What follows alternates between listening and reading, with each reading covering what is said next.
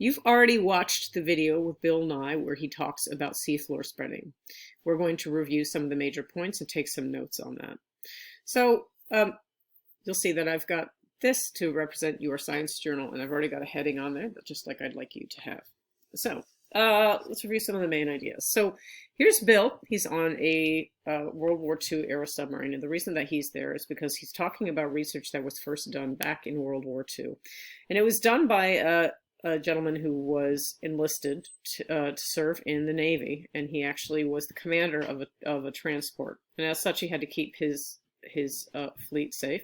And so they were using this new technology. Now, the name of this guy was Harry Hess.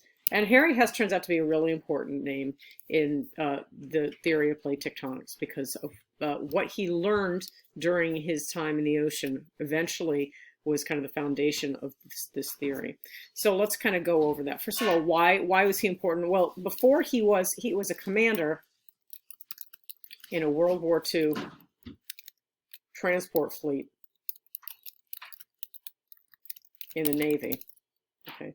But before he was that, he was a professor of geology at a college called Princeton University.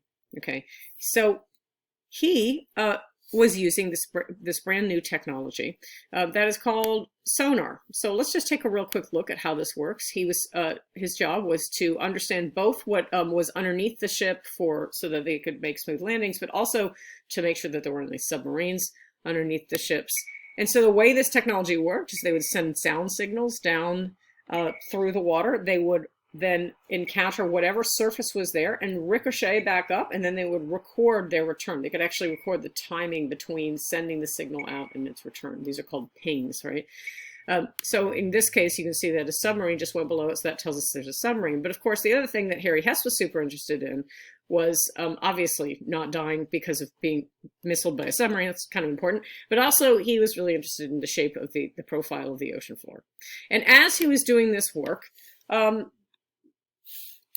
so he used sonar to map the ocean floor shape. So what did he learn through this? Well, he discovered some pretty interesting stuff. As Bill told us, there was a time when they thought that the shape of the ocean floor was super flat, right?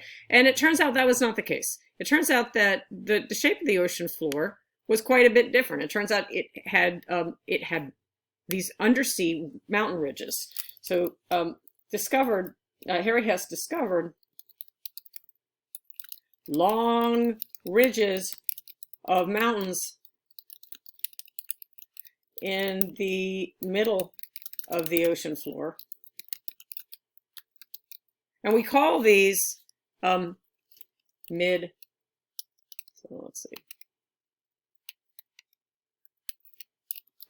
mid-ocean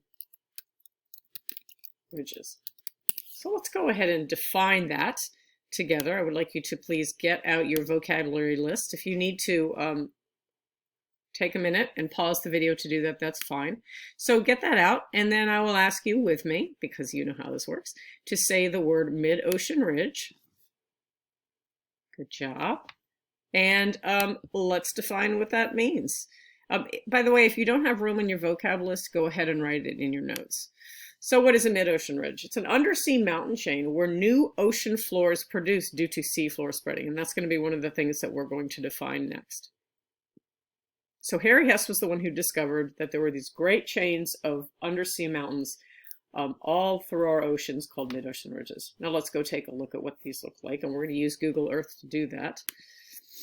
So he was doing his work in the Pacific, and frankly, the Pacific is not my favorite place to go to see the most obvious mid-ocean ridges. They are there, but you can really, really see them the best right down the middle of the Atlantic.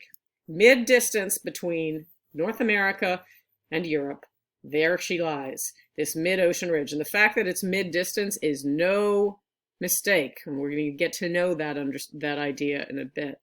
So to me, when you look at the Earth and these mid-ocean ridges, back off a little bit because I don't want to see the clouds, they look to me like seams on a baseball.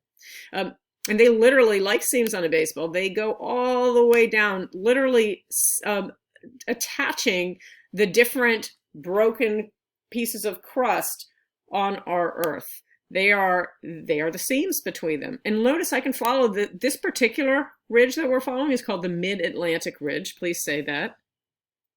And the Mid-Atlantic Ridge, you can follow all the way underneath Africa. It splits off down here and then gets a little funky underneath South America. We'll take a look at that at a map in a minute that highlights it better. But you can follow, we're just looking at the kind of shape of the ground. You can follow underneath Africa and off into the Indian Ocean, where it becomes obviously a different ridge.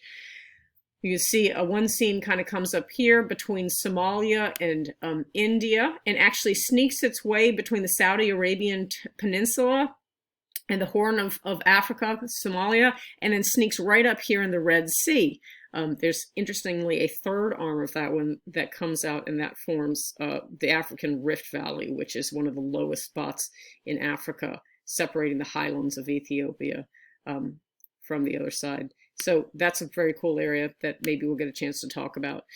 So again, I can now follow it underneath Australia, and then it zooms off into the Pacific. And as I think I mentioned, it gets a little harder for me to see because there's these other features that we're going to be learning about tomorrow that kind of dominate the rim of the Pacific that we call deep sea trenches. So that's going to be a really important piece of learning tomorrow. Meantime, let's go look at an example of these mid-ocean ridges. This is a terrific map to be able, so by the way, these, I intentionally just Googled mid-ocean ridge. You can do it too. And I think I clicked on like real, because you can actually see kind of what the undersea pictures of them look like. And they actually have a rift in between. So you can see that the mountains come up, and then right now in the middle is this rift valley, this big kind of V-shaped valley, and that's where the magma actually comes up. There is a lot of volcanic activity underneath these, and you'll see these amazing kind of plumes of really hot boiling water like this that are mineral rich, and so they're black in color, which is where they get the name black smokers. And there's all these ecosystems around that. That's pretty cool too. But I want to take a look right now at this particular map so that you can see it really highlights where the mid-ocean ridges are in white, and you can see how it kind of follows. So, and it got kind of hairy in the Pacific, but I didn't just follow very carefully enough. One kind of comes up the west coast of America. One kind of goes into in between Central America and South America. But I want you to notice how pervasive these are. So your next assignment is going to be to actually draw these on your map as accurately as you can. And I understand that's a hard assignment, but I believe that you can do it. And all you need to do, and I'll put a link on the website to some of these great maps that you can use, and just follow it along. And I want you to write these, where these mid-ocean ridges are, because it turns out that's a really important part of understanding the geography of plate tectonics. So what happens at these mid-ocean ridges? Again, we've already talked about this a little bit, is seafloor spreading. You're going to watch a video on that next.